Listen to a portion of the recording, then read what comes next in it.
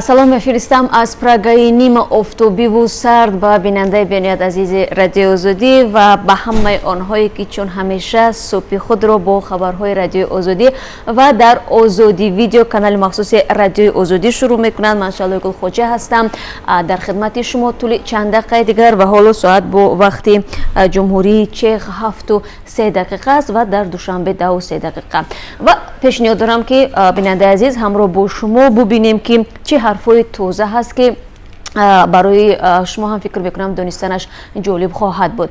مقامات قدرتی توجیکستان در راههای شهر خوروغ ریدها را شروع کردند. عمر جانی اومالی سخنگوی وزارت امور داخلی توجیکستان گفت از صبح امروز یعنی 19 سپتامبر ریدها اساساً وابسته به ماشین‌های 36 خودروهای بی رقم و دیگر حقوق ویرانکنی صورت میگیرد. سخنگوی وزارت امور داخلی افزود علاقه مردم هم این را حس کرده است و ماشین‌های 36 و بی رقم در خوروغ کم شده است.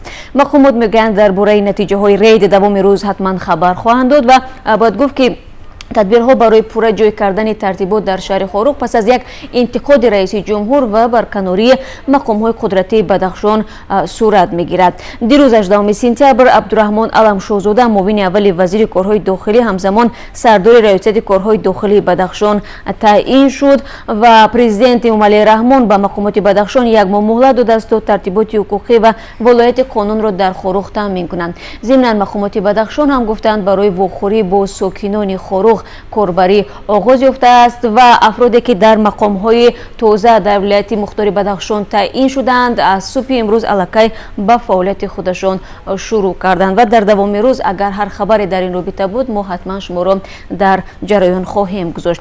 خبرگزاری سپوتنیک از چاپ شدن اتوبوس خبر می‌دهد که در داخلش 10 شهروند تاجیکستان بودند. طبق این خبر صدمه مذکور در نویه مامونوفسکی منطقه آلتای روسیه اتفاق افتاده است. به هنگام صدمه در داخل اتوبوس 42 مسافر قرار داشته است و 15 نفرشان جراحت‌های مختلف برداشتند. گفته می شود در میان زخمیان تاجیکان نیز هستند. مقامات داستانی آلتای به سنجش صدمه آغاز نموده است که فرضیه پیشه که راننده از عهده اداره اتوبوس نبرآمده در نتیجه چاپه می شود. و رو میارم به خبرهای دیگر. ملکشاه نعمتov سفیر فوق‌العاده و مختار تاجیکستان در آلمان و لهستان و چخیه از مقامش آزاد کرده شد. فرمان رئیس جمهوری تاجیکستان در این باره روز 18 سپتامبر صادر گردید. سبب برکناری نعمتov گذاشتن به وظیفه دیگر گفته شده است. حالا به جای او غیرت‌شاه صاحب نظر قناعت‌شاه سفیر نو تاجیکستان در آلمان تعیین شده است. صاحب نظری غیرت‌شاه از دانندگان خوب زبان آلمانی بوده، سالها در این کشور کار و زندگی کرده است. او در گذشته مشاوری سفیر تاجیکستان در آلمان هم بود.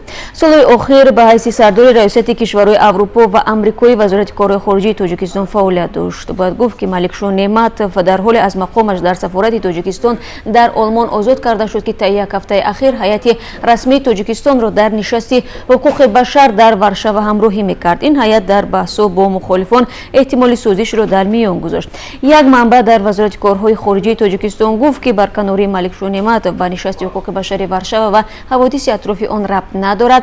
این تصمیم از قبل بود و ملکشاه نعمتov قرار است کارش را در وظیفه دیگر ادامه بدهد، گفت همصحبت رادیو آزادی. ملکشاه نعمتov 49 ساله که در گذشته رئیس کمیته جوانان ورزش و سیاحی تاجیکستان بود، کاریرای دیپلماتیش را سال 2014 از کار در سفارت تاجیکستان در برلین شروع کرد. خوب در تاجیکستان و در وظیفه‌های رهبری سازمان جوانان تاجیکستان و نایب پرزیدنت کمیته ملی المپی هم کار کرده است. و ضمناً روز 18 سپتامبر با فرمان دیگری رئیس جمهور مسعود خلیفزاده سفیر فوق‌العاده و مختار تاجیکستان در شایگری بریتانیا و ایرلندی شمالی تعیین شده است.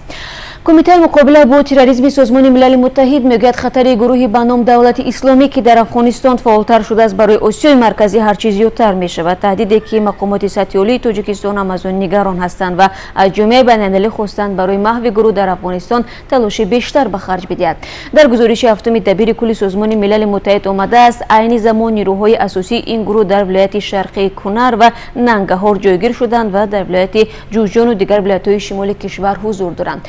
یک نکته دیگر گزارش که میتواند نگرانی و اضطراب مقامات تاجیکستان را از خطر این گروه افراطی بیشتر کند این است که در افغانستان 4000 عضو دولت اسلامی حضور دارند که 1000 нафарашон дар шимоли кишвар ҳастанд ва аксарияташон аъзои таҳрики толибони покистон мебошанд ва метавонанд барои кишварҳои осиёи марказӣ хатари айнӣ эҷод кунанд. Гузашта аз ин ба гуфтаи муаллифони гузориш теъдоди ҷангҷӯёне ки дар Сурияву Ироқ истифода ва аз аслиҳаву маводи тарканда ва усулҳои ҷангиро омӯхтанд ба Афғонистон меоянд.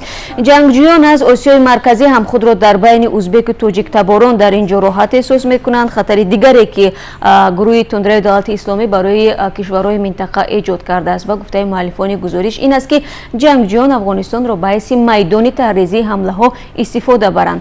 яке аз кишварҳои узви Созмони Милали Муттаҳид ба Кумитаи муқобила бо терроризм гуфтааст ки таҳризони чанд ҳамлае ки дар Аврупо аз онҳо пешгирӣ карданд дар Афғонистон буданд. Ба гуфтаи коршиносон ҳарчанд хатари ҳамлаи мустақими ҷангҷӯёни Дииш аз қаламрави Афғонистон ба Тоҷикистон кам аст, имкони ҳамалоте ба мисли ҳамла ба сайёҳони хориҷӣ дар Данғара дар моҳи июл вуҷуд дорад. Бо вуҷуди он ки ҳукумати Тоҷикистон ин ҳамларо кори дасти ҳизби Мамнӯи Наҳзати Исломӣ номидааст, аммо усули ҳамлае ба дучархасаворони хориҷиро усули гурӯҳи давлати исломӣ медонанд. Хуб, аз Тоҷикистон беш аз 1000 шаҳрванди кишвар ба Ироқу Сурия рафта ба сафи гурӯҳҳои ифротиву террористӣ ба мисли давлати исломӣ пайвастанд ва аз ин миён 70 нафарашон ба кишвар баргаштанд. Дар идомаи мавзӯи гурӯҳи давлати исломӣ мақомоти иктишофии Афғонистон 26 узви гурӯҳи даҳшатафкани давлати исломиро бо иттиҳоми таҳризии ҳамлаҳо болои ақалияти шиъамазҳаби ин кишвар боздошт намуданд. раёсати амнияти миллии Афғонистон рӯзи 18 сентябр хабар дод ки муттаҳамҳо дар ҷараёни чанд амалиёти ҷудогона дар Кобул ба даст офтоданд.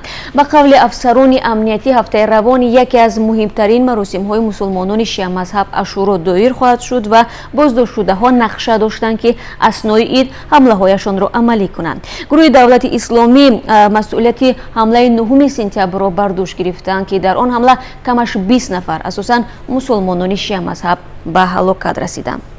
хабарҳои ҷаҳониро идома медиҳам. Дар поёни як силсила дидору гуфтугӯҳои таърихӣ раҳбарони Кореяи Шимолӣ ва Ҷанубӣ дар шаҳри Пхеньян ба мувофиқат расиданд ки барои халқи силоҳи ҳастаӣ дар нимҷазираи Корея талош хоҳанд варзид.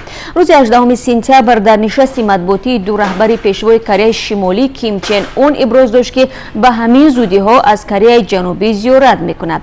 Ин аввалин сафари раҳбари Кореяи Шимолӣ ба Кореяи Ҷанубӣ дар чандин даҳсола хоҳад буд. раҳбари Кореяи Ҷанубӣ Мун Ҷай Ин ба хабарнигорон гуфт ки Ким Чен Ун ризоят дод ки озмоишгоҳи муҳаррикҳои ҳастаиро тахриб намуда тафтиши ин маконро иҷозат диҳад. Дар сӯзиш таъкид шудааст ки ду раҳбар ба халқи силоҳи деҳа дар марзи миёни ду кишвар мувофиқат карданд. ҳамчунон дар марз майдонҳои мина маҳв карда мешаванд. тибқи ин санад дар минтақаи ба номи хали силӯшудаи миёни ду кишвар 11 постгоҳи марзӣ аз байн бурда мешаванд. раҳбарони Кореяи Шимоливу Ҷанубӣ изҳор намуданд ки барои мизбонии муштараки бозиҳои олимпии тобистонаи соли 2032 ариза хоҳанд навишт. соли равон раҳбарони ду Корея се мулоқот доштанд. бозам бармегардам ба Тоҷикистон. вазорати корҳои дохилии ин кишвар бо баргузории ҳамоише аз афзоиши мавриди таҳқири занҳову бонувон аз сӯи мардҳо дар кӯчаву хиёбонҳои пойтахт нигаронӣ кардааст. изҳори умедворӣ шудааст ки дар пайи ислоҳоти низоми умури дохилии кишвар сабт ва ошкорсозии чунин ҷиноятҳо афзоиш меёбад. дар давоми як моҳи ахир полиси Душанбе аз муҷозоти ҳаддақал 3 сокини пойтахт барои озори лафзии занон хабар додааст. Наврӯз Одинаев раҳбари созмони ҷамъиятии ҳимоя ки дар ин имизи гирд суханронӣ мекард гуфт ки ҳарчанд рӯзҳои ахир таваҷҷӯҳ ба ин мушкил дар ҷомеа зиёд шудааст, аммо тақвияти фаъолияти маъмурони полис ҳамчунин зарур аст, зеро ба эътиқоди вай ҳанӯз ҳам бархе аз нозирони полис чунин шикоятҳоро ҷиддӣ намегиранд ва ё дар вокуниш ба вуҷуди чунин ҳолатҳо саҳнагорӣ мекунанд. вазорати корҳои дохилии Тоҷикистон мегӯянд дар ҳафтаҳои ахир муроҷиати занону духтарон аз бархурди ғайриахлоқӣ ва ҳамлаҳои лафзии мардон дар кӯча бештар шудааст ва ин пеш аз ҳама баёнгари боҷуръатар шудани занон мебошад. бо унвоне ки шикоят кардаанд дар аксар ҳолат сабти аъмоли ношоистаи ҷавононро тариқи шабакаҳои иҷтимоӣ ва ё телефонҳои мобилии худ дар ихтиёри полис мегузоранд. مسئولان وزارت کارهای داخلی تاجیکستان در میز مدور بخشیده به جلوگیری از هراسمنت گفتند که در پی انجام اصلاحات نظامی میلیتس شرایط ثبت و واکنش به چنین جنایت‌ها افزایش داده می شود. و یک خبری ورزشی هم هست. دسته منتخب زنانه تاجیکستان در بازی دومش در مرحله اول انتخابی قهرمانی فوتبال آسیا 2019 میان دختران زیر 16 ساله در گروه C بر تیم جزیره های مریان شمالی با حساب 3-0 پیروز شد. این بازی روز دوشنبه 17 سپتامبر در ورزشگاه مرکزی شهرستان برگزار گردید. هر سه گل منتخب تاجیکستان را امینه صوبیرова در دقیقه 18 56 و 57 به ثمر رساند. در بازی دیگر گروه C تیم منتخب تایلند به دروازه دسته منتخب سینگاپور 6 گل به جواب زده است. در گروه C برای دریافت راحت به دور بعدی دسته های منتخب دختران زیر 16 ساله تاجیکستان، تایلند، ایران، جزیره های مریان شمالی و سینگاپور رقابت میکنند.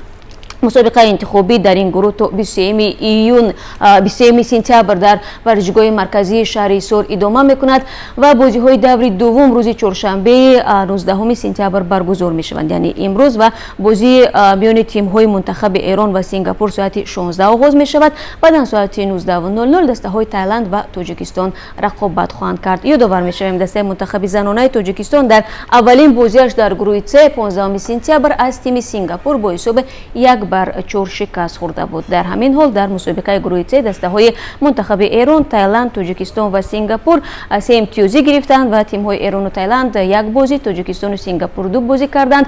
تیم جزیره های مریان شمالی بدون امتیاز در زینه آخرین قرار دارند. خب بیننده عزیز، با امید خبرهای از این بیشتر و خبرهای خوب من شما را بعد از 3 ساعت دیگر بازم در بخش مستقیم تقدیم خبرها منتظر می شوم.